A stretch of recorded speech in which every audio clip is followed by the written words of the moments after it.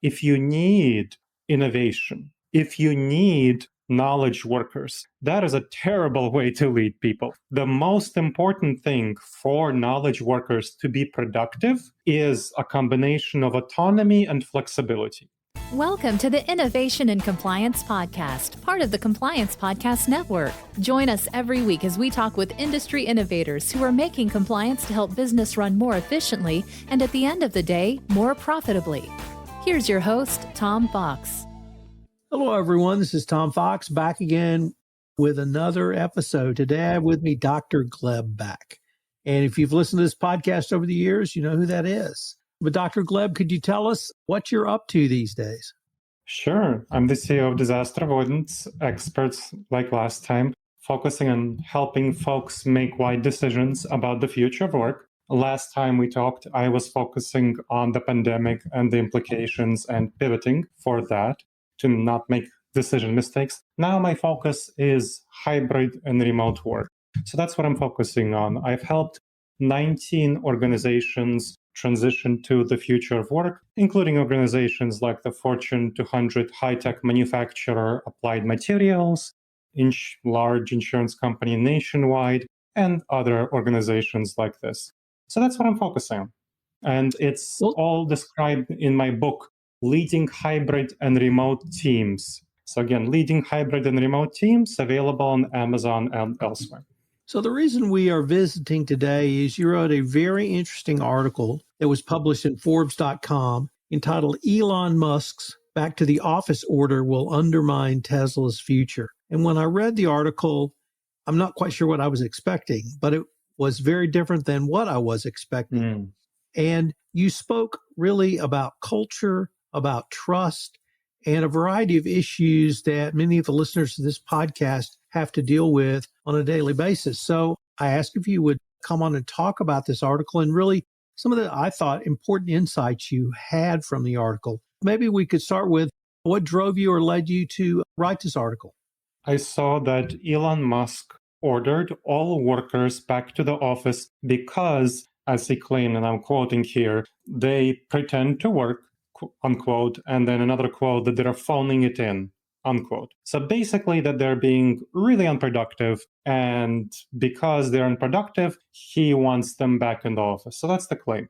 But I have been researching hybrid and remote work for a long time, since the start of the pandemic, and I've also helped 19 organizations, including very large ones, like I said, high-tech manufacturing, 20 Applied Materials, other companies like this, transition. And so both my experience and extensive research by academics, so Harvard Business School, by practitioners like SHRM, the Society for Human Resource Management, many other, by Microsoft, they're all finding that remote work, so people working remotely, either in hybrid work, so whether they're working part-time remotely or full-time remotely, they are much more productive than their in-office equivalent. So the start of the pandemic, for example, there was a study specifically at Stanford University that I can talk about, and it looked at workers and their productivity. It found that at the beginning of the pandemic, so around May 2020, the productivity improvement for workers working remotely was 5%.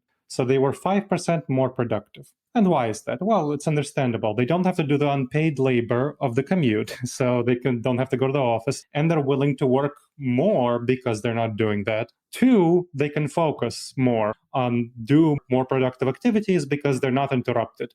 There's extensive research that things like open offices work much less well than cubicles, and those work much less well in private offices because of the interruptions. And so that was at the beginning of the pandemic. Now, a new study of these same people at Stanford, so comparative research, found that the productivity improvement is 9%, because people learned how to work together in a remote setting better. And it partially through the kind of work that I was doing on figuring out better methods of hybrid and remote work. So clearly, remote workers are more productive, not less productive.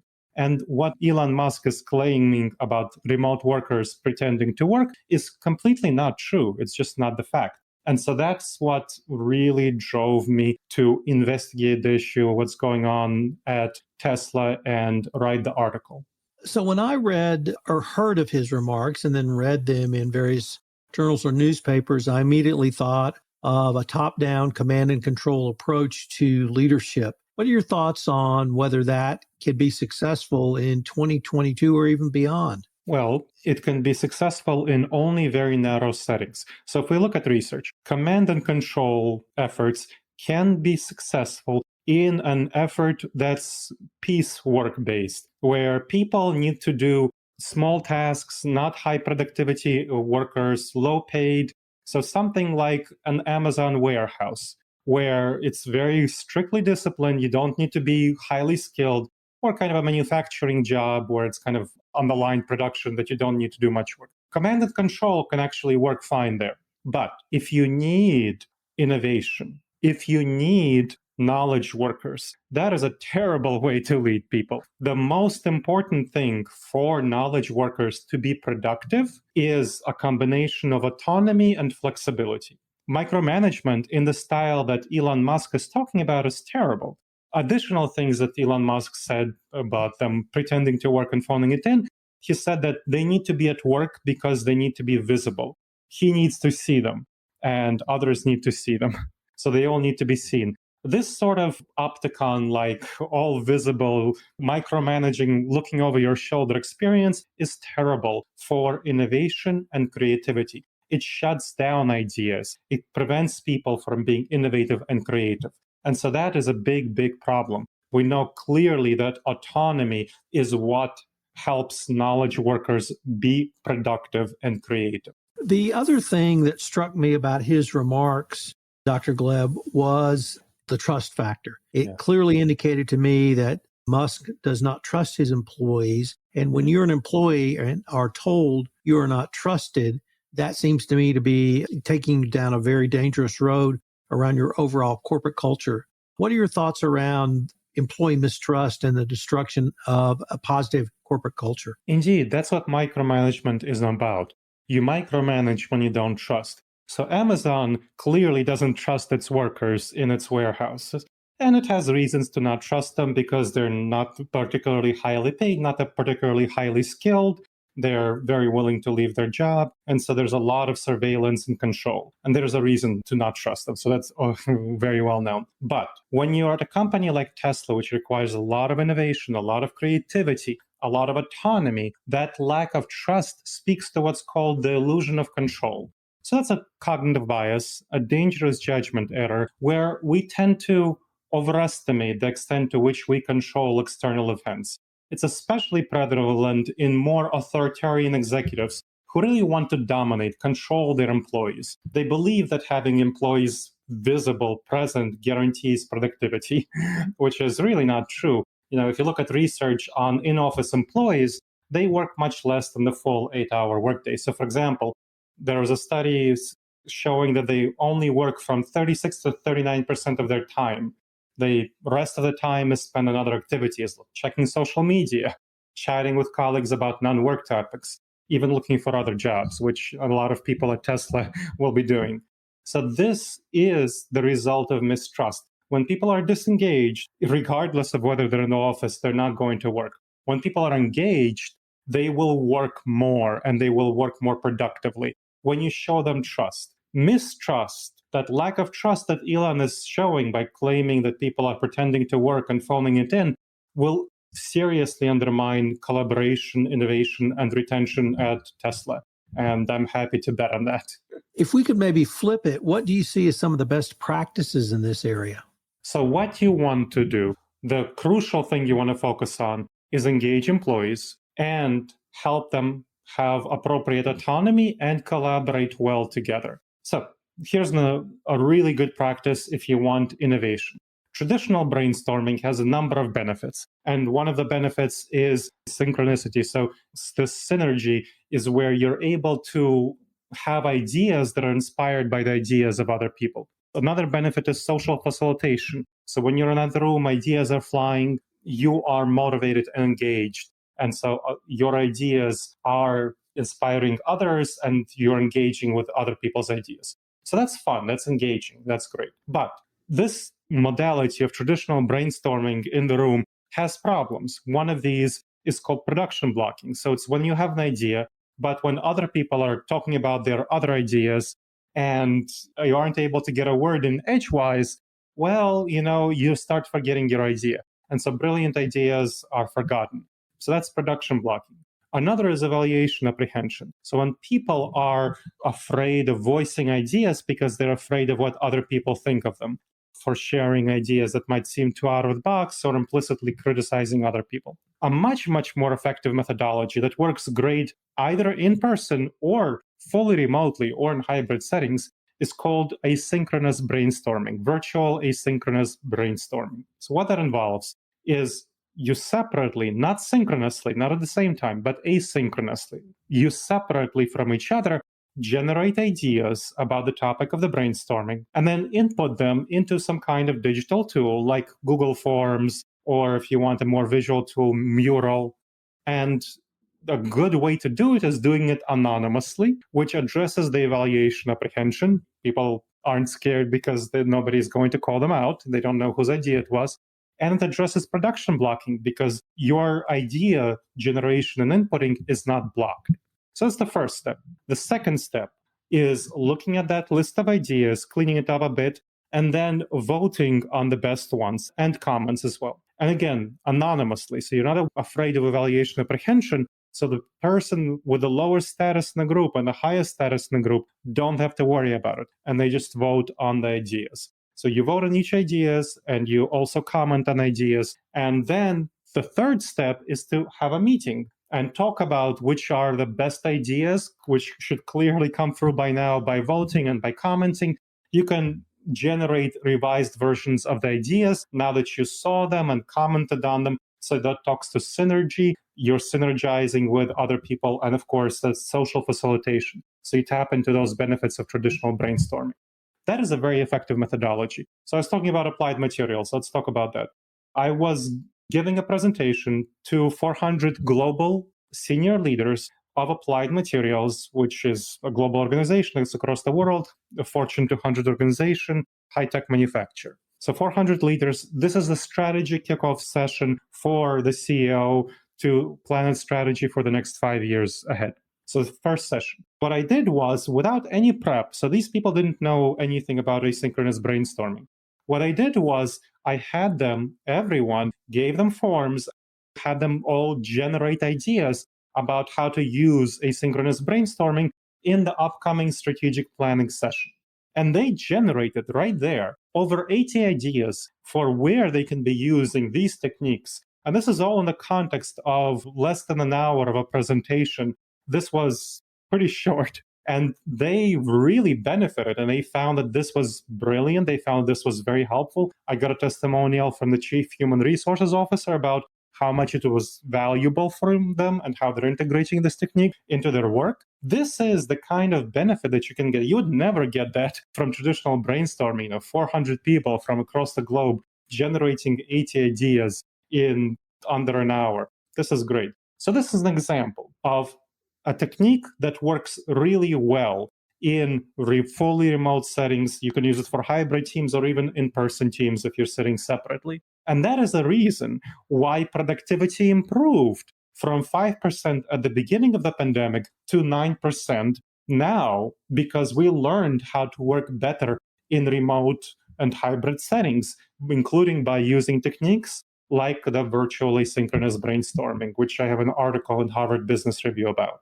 Let me turn now to Tesla specifically. We've talked about how Musk's diktat, if I can use that word, affects corporate culture, but you see this as critical to the future of Tesla. I was wondering if you might be able to expand on that a little bit.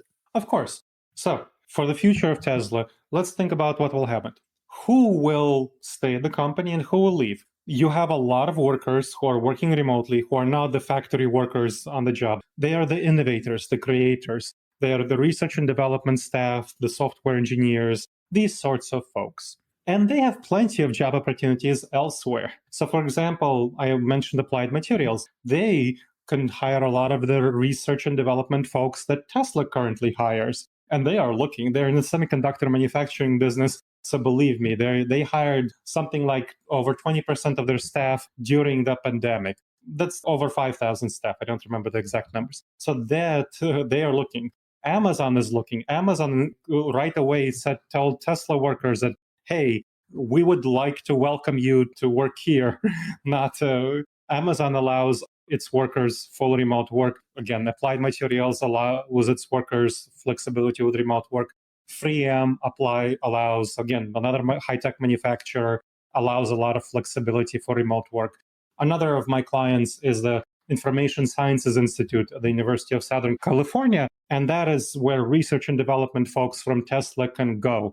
Again, there's a lot of flexibility, and it's a perfect place for software engineers, research and development people. So they have a lot of options. And the people who will leave are the people who are least conformist. So when you think about who will stay, these are people who are fine with the authoritarian culture that Elon Musk has or is orienting toward. These are people who are fine with not being trusted, with being micromanaged. These are people who are conformist, who are less innovative, who are less creative. And so you'll have what's called in psychology evaporative cooling, where a certain type of people will leave and you'll have more of another type of people. So Tesla, not only will it suffer from retention more broadly, but it will suffer from retention of the exact kind of people who keep Tesla innovative. There's a reason that Tesla is worth so much, way more than other car companies that create many more cars. It's because of their innovation. And Tesla will, over time, become less innovative because it's more innovative people will leave. And the people who will want to work there are going to be the kind of people who are less innovative, less skilled, so the more conformist. And that will turn Tesla into more and more of a traditional car company. So the future of Tesla is not looking bright if this is consistent with the kind of culture that Elon Musk is orienting toward at Tesla. Now let me turn to another company, Twitter. How scared or how afraid should Twitter employees be about now, Dr. Gleb? I was looking at Elon Musk's transcript of a recent conversation with Twitter workers. And when he asked them about remote work, he gave a dodgy answer where he said that, well, the most productive people may be allowed to work fully remotely, which of course doesn't really give much benefit. Is this like, are they going to allow 0.1% of the Twitter staff who are currently working remotely to work remotely, right? This is something that definitely Twitter staff should be afraid of in terms of remote work in particular, but also more broadly, the kind of culture that Elon Musk is bringing. This authoritarian, top-down, distrustful culture is not good for any company that wants to be innovative. And a tech company, if it's not innovative, it doesn't have a good future. It'll be the same as various companies that have not survived because they're not innovative. So you want to really focus on innovation. Dr. Gleb, unfortunately, we are near the end of our time for this episode, but I was wondering if our listeners wanted any more information on yourself, your book, or really any of the topics you've touched on in this podcast. What would be the best place for them to go or to find out? My book is available easily on Amazon and elsewhere, so check it out. It's called Leading Hybrid and Remote Teams. Again, Leading Hybrid and Remote Teams.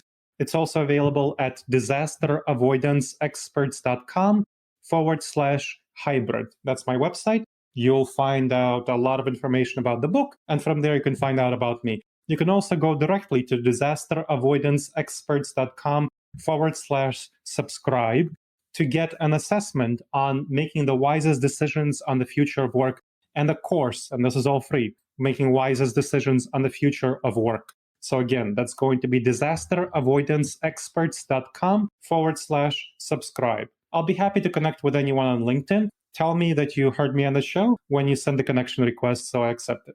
Well, Dr. Gleb, I wanted to thank you again for taking time to visit with us. It's a significant topic, and your analysis, I think, will help many in the compliance field understand what goes into culture, why trust is critical, and equally importantly, what all of this means for innovation. So thank you, and I look forward to continuing this conversation. Thank you very much, Tom. I look forward to it as well.